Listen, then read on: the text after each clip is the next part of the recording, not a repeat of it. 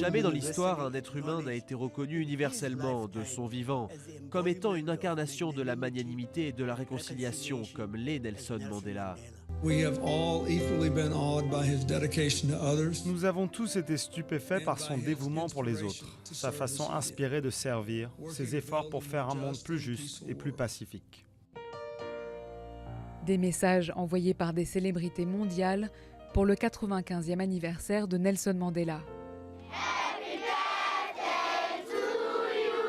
Mais tandis que l'Afrique du Sud et le reste du monde s'apprêtent à célébrer l'événement, l'ancien président est hospitalisé dans un état critique sous assistance respiratoire. De récentes informations officielles suggèrent que son état s'est amélioré.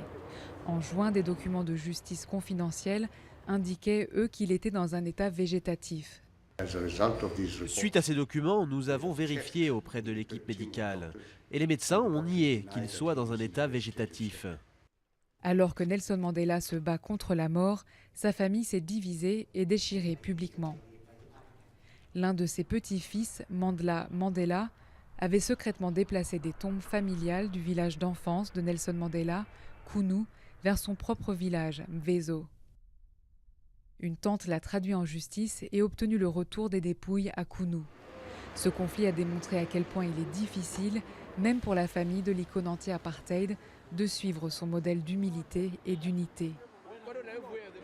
La Fondation Nelson Mandela a appelé à mettre de côté les désaccords et à honorer Mandela en faisant une bonne action le 18 juillet, jour de ses 95 ans.